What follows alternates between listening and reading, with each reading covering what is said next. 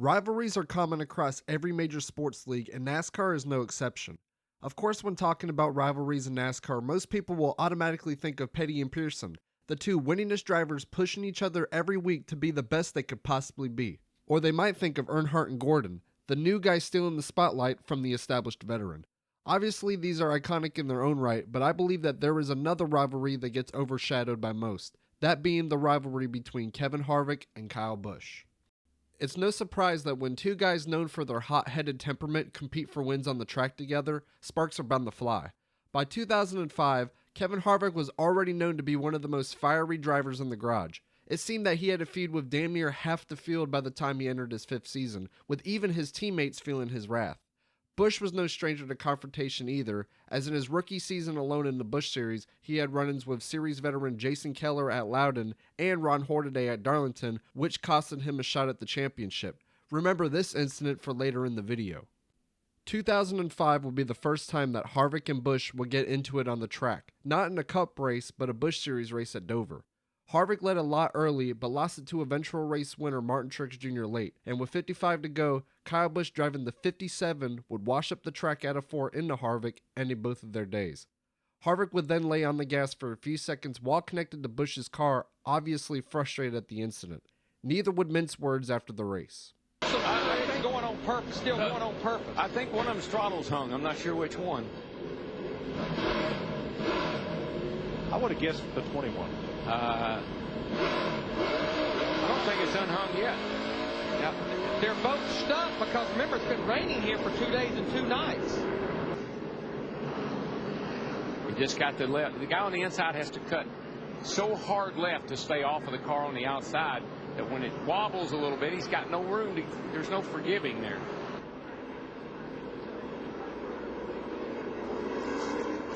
The number 57 driver, crew chief, and spotter have been invited to the NASCAR hauler after this race for discussion. Kyle Busch has been up in the transporter, and Kyle, what happened out there?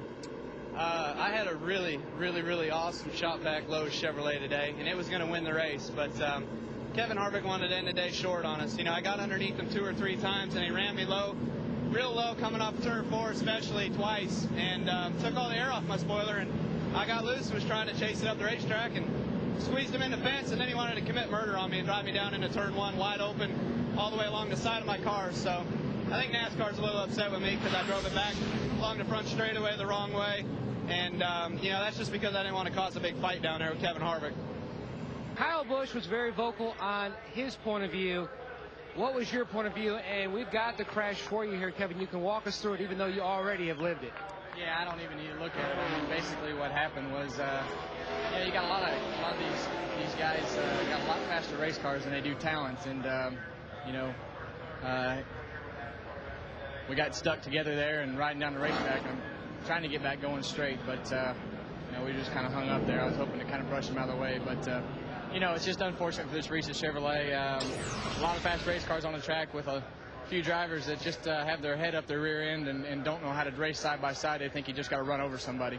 And a big goal for you and this team was the Car Owners Championship, and you're going to take a hit today in that goal. That doesn't matter. I mean, the main thing is we had a fast car. We come to these Busch races to try to win the race, and you know, it's just unfortunate we had a fast car, and there for 3 or 4 laps we had to get the tires up to pressure and you know, do what we had to do to fend them off. But just unfortunate you got morons out there that have to run over people and think it's going to call it racing. Busch would later say in an interview that this was the start of them not liking each other. From then on, we kind of just did not like each other. We withstood each other before that, and then right there, that was kind of like the, okay, basically we hate each other, and that was early. Surprisingly, a few years would go by without much confrontation. The two would battle regularly across all 3 of NASCAR's top series, but nothing would ever come out of it. Even though they'd never had a run-in with each other during that time, that didn't mean that they still weren't getting into quarrels. Both would have feuds with multiple drivers during this time, notably Kyle Busch and Dale Jr.'s feud that stemmed from late race contact at Richmond in 2008. This incident propelled Kyle Busch into the spotlight as the new heel of NASCAR, and for a long time after, he was the most disliked driver by far on the grid. Harvick would have a few run-ins every now and then, but unfortunately he was entering a slump that would see him go on a 115 race winless streak during this time, so these all went under the radar. He would bounce back in 2010, and not only would he break the streak, he would establish himself as a title contender along with Jimmy Johnson and Denny Hamlin. Unfortunately, entering the last race of the 2010 season at Homestead, the spotlight would be on Harvick, but not for finally winning that elusive Cup championship. After they've made their stops. Oh! Larry turned him. Oh, man. Is that a misjudgment or was that a turn on purpose? Rusty, what do you think? Well, it looked like Kevin was trying to dart back underneath him. He had a big run and just didn't quite clear him. It looked like a racing accident to me, but boy, it's they bumped awful. earlier, though. Remember, they had some... Makes you wonder. Happens here. Kevin's coming off the top of the racetrack. He did. He slid right up. Thought he had him cleared. Kevin gets below him, and woo! I'd say it was incidental, but Kyle's probably not going to feel that way. With Kyle Busch. Vince. Well, it's good to see Kyle out after that fiery crash, but Kyle, what was your interpretation of the incident? I don't know. Harvick pulled a slide job on me earlier in the day, and I crossed over and passed him clean, but apparently it wasn't in the time of day in order to do that. I don't know, but my guys work way too hard to be in this position and fight hard all day long to be put with a wrecked race car at the end of the year. You know, we wanted to come out here and finish strong. We felt like we had a top 4, top 5 car, and it means so much to me, to those guys, that we come out of here with a good run like we were having, and it's very unfortunate. You know, it's just a guy that doesn't have his head on straight apparently today, and thought everything was good. Talked to him in the in the pre-race and the drivers meeting and all that, but he's such a two-faced guy, it just doesn't matter. What can you do? What was your take on the incident with Kyle Busch?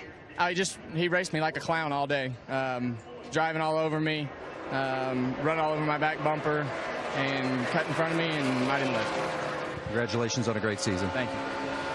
This incident would spark the boiling point between the two, and it didn't take long for them to show that the animosity carried over the offseason when they would both collide in the 2011 Southern 500. Entering the race, both drivers would be sitting top 5 in the points, having both won 2 races apiece. Even though both qualified outside the top 10, they had cars that at times looked like they could win the race. Both would fade a little late in the race, and after a caution would come out with 10 to go, they would line up near each other on the ensuing restart. Harvick didn't get a good restart, and Busch would pass him before Harvick gave him a little bump entering turn 3. This caused both to check up, allowing Harvick's teammate Clint Bowyer to get a run and make it 3 wide. Busch would get loose off the corner, bouncing into Harvick, who then bounced into his teammate, causing Bowyer to crash hard into the inside wall. The wreck wasn't done there, as Harvick and Busch would door slam down the front stretch, with Busch hooking Harvick into the outside wall. Busch would end up finishing 11th, and Harvick finished 17th. Regan Smith would win his first race for a then underdog Furniture Row, but his win would be overshadowed by Harvick and Busch as they would go on to bump into each other on the cooldown lap. They would both go by pit road, then reverse back onto pit road, where they would both eventually stop. Harvick initially contemplated getting out, but he did, and when he walked up to Busch's window, Busch would floor it, causing Harvick's car to roll into the pit wall. This would lead into a series of events throughout the 2011 season that defined their rivalry. There goes his car. Holy smoly. Both Kevin Harvick and Kyle Busch will go meet with NASCAR officials. Just uncalled for, just unacceptable racing. And, it's in the last couple laps, but I gave him room off of 2. I didn't get the room. Obviously we were just racing hard and doing what we had to do there at the end, and things happened. Is it settled between the two of you? You saw the end. Okay, that was last week at Darlington. There you see Kevin Harvick's number 2, Kyle Busch's number 18, right by each other on the grid. They qualified 2nd and 3rd. So what has happened since we've been here at Dover? Well, yesterday both drivers met with NASCAR brass, where they were reminded that they are on probation for 4 weeks, and that probation covers all 3 of NASCAR's top series. Now, they have not been throwing punches with their fists, but this morning they both threw punches with their words. Yesterday, Kyle's explanation was he had a flat tire and hooked me on the straightaway. So it's kind of one lie after another, and when you hook somebody in the right rear quarter panel, that's the equivalent as throwing your gloves off in hockey. It's that's the point where everybody's reached the boiling point. Apparently he's watching too much hockey, but that's what you do in your own time during the week, I guess. To me, I did have a left rear tire flat, and I wasn't sure that if I turned too hard to the right to stay off of him or to get away from him, that the car would actually spin out the wrong way. My car would. So, you know, believe that for what it's worth. Whether I was right or wrong, they're gonna back me up, and I'll do the same for them. So that's the great part about our team, and you know, the 18 team not backing him up. I mean, when you don't have a backbone, how can you back somebody up? Maybe. Hey, Southern 500, baby. Things happen. That's right. Things happen. Things happen. You know, I just wish I could have punched him in the nose instead of the helmet. Harv, settle down, son. Settle down. I know it got ugly last week, but it got really ugly today in the media center. You guys were not holding back. You were going after each other, everything but punches. Well, he's not going to get in a punching contest because he's scared of that. So it's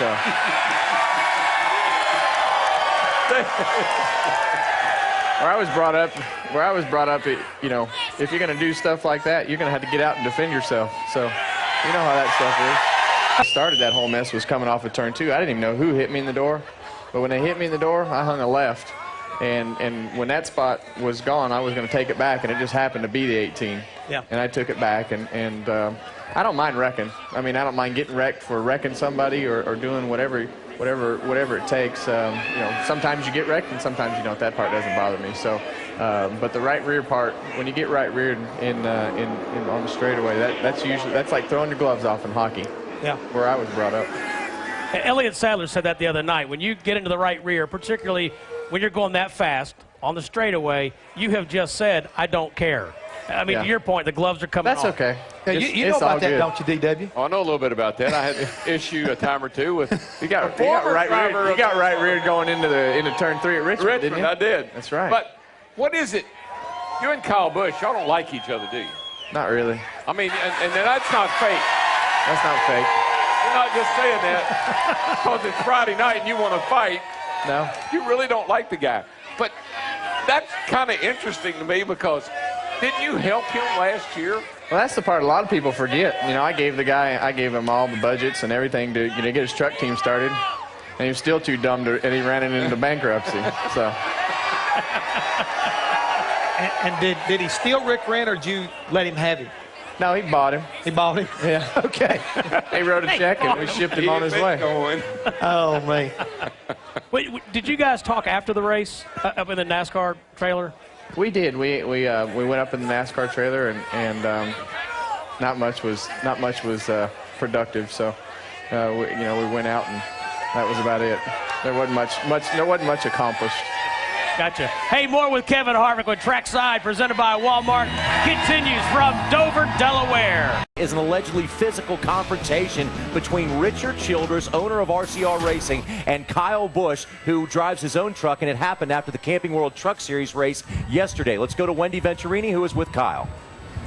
Thank you, Johnny. We just want to stress again that we did reach out to both the RCR camp and the Kyle Busch camp, and RC has declined to comment for today, but Kyle Busch granting the interview on Speed. We appreciate that. First off, Kyle, in your words, tell us what you can of what happened.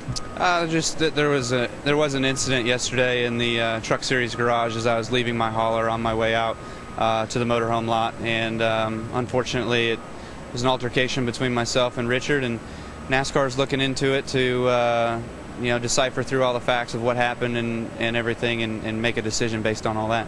In your opinion, is this something that's been brewing between your camp and RCR? You know, that's not something I can answer. I wasn't the aggressor or the instigator here, so all I can say is that I was just trying to head back to my hauler and deal with my own business. Harvick, 29. But one thing you got to look at is a tire deal too. You don't want to kill your tires up too bad. Here's what Kyle was referring to earlier, and that's the Childress team and Kyle Busch. I believe they've had some trouble in the past. A little familiar, but you see, Kevin runs him all the way down. Kevin's trying to protect that position. Kyle's trying to take it. But as we saw, Kevin ended up back in front of him. Actually run him through the water. Yeah, he did. There's still some water down there somewhere. Oh, Kevin a little sideways off the corner. Yeah, and Kyle got a really good run up off that corner. And Kevin took him all the way to the end of pit road.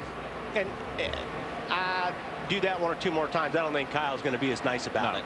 And here's Kyle going around him on the outside. And I think, and it's like you say, when you have new tires and you're able to get that grip early on, you've got to maximize it. Kyle got a good run up off the corner. Kevin didn't want to give up that position. He thought he was passing somebody, but he just couldn't close the deal. To add perspective on how difficult this racetrack is, right in front of these two drivers, Matt Kenseth, all three of them outside the top 20 in the running order. So Kevin Harvick has been good in the early going. So has Casey Kane, and look at Kyle Busch. We had those pit stops at lap 10 under caution. The top 13 stayed on the racetrack.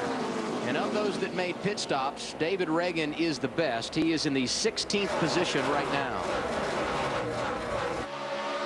Harvick, Kyle Busch, and Casey Kane among those who also took advantage of the caution to make an early pit stop. And here goes Kyle to the inside of Casey Kane, Ralph.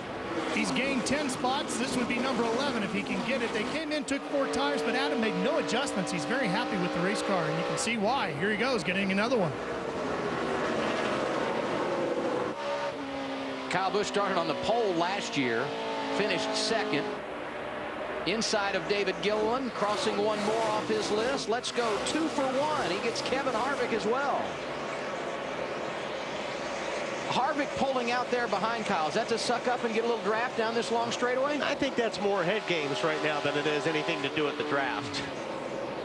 I mean, yes, you do that, but because of who's in the 18 car, I think all Harvick is doing right now is trying to mess with Kyle's head.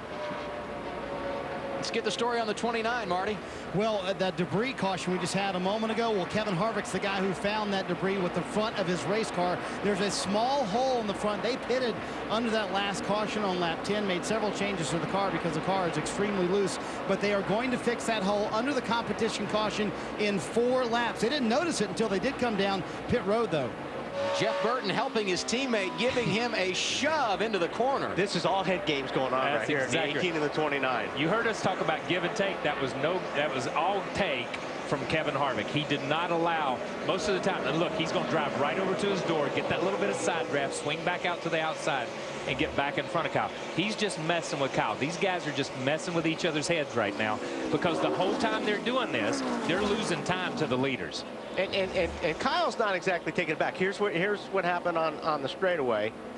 So this is just all, you know, fun and games right here. Now, when they get to the tunnel turn, Kyle was on the bottom, and Kyle probably took a lot longer to turn into that tunnel turn than you normally do. And what you're doing is you're hanging a guy out there that 1 second longer so his right front gets in the marbles. And I mean, it's just, these are all the little things you can do to each other to aggravate. That's good stuff, especially after the week that Richard Childress and Kyle Busch have had. I mean, that's good stuff right there. I don't care. The culmination of their feud would take place at the 2011 WinStar World Casino 350K truck race at Texas. Ron Hornaday, who was driving for Harvick in the Truck Series, was in contention for the championship, only being 15 points behind leader Austin Dillon entering the race. Now, if you remember from earlier in the video, Hornaday and Busch, they have some history, so keep that in mind. Kevin Harvick would also be competing in this race, driving the number 2 Hunt Brothers pizza truck. The last time he drove this with the sponsor was Bristol early in the year. Funny enough, in that race, Kyle Busch had an incident with another KHI driver, that being Elliott Sadler. Now, while Sadler normally drove for KHI in both Nationwide and trucks, this race in particular, he was driving a Joe Dinette-owned truck. Anyways, it wouldn't take long for Busch and a KHI truck to get together, as on lap 14, while trying to avoid a lap down truck, Hornaday got loose, sending both him and Kyle into the wall. Now, while this wasn't the best look for Hornaday, Busch would have probably the biggest crash out in NASCAR history. He would turn Hornaday into the wall under yellow, destroying both his and Hornaday's trucks. Happy at all. It's all good, dude. And Kyle Busch is going to turn over into the wall. Our championship contender Hornaday in the wall. Well, Kyle Busch should be parked for this race and maybe the rest of the season for that. Holy cow, I can't believe he did Championship that. contender Ron Hornaday hard into the wall. Kyle Busch sends him in. NASCAR immediately parked Busch for the rest of the race and later the rest of the weekend. This also almost resulted in Busch losing his Mars sponsorship. Now, while they would return in 2012, they did withdraw their sponsorship for the last 2 races of the 2011 season. After this, Harvick and Busch's rivalry became way more respectful. Especially after Harvick moved to SHR, they never really had an on-track incident. Now, with Harvick having a career resurgence at SHR, they found themselves battling for wins a lot, and there was no season that represented this as well as 2018. Both being part of that season's Big Three along with Martin Truex, they seemed to finish 1-2 almost every week. Harvick would win Las Vegas and Phoenix early, with Busch finishing second both times, while Busch would win Texas with Harvick close behind. There was no race that showcased this better than the 2018 Foxwoods Resort Casino 301 at New Hampshire. Harvick and Busch found themselves battling for the win late, with Busch in the lead and Harvick close on his tail. Harvick tried to pass him cleanly for multiple laps, but just couldn't get the run he needed on Busch. Harvick finally ran out of patience, and with 7 to go, Harvick would execute a bumper run on Busch and would go on to win. Instead of a fight or confrontation, Busch would accept the move, and they never had an issue that stemmed from this incident. They would still find themselves in controversy from time to time, but never because of an issue between each other. When NASCAR returned after the pandemic, it was clear Harvick was the class of the field with Hamlin close behind.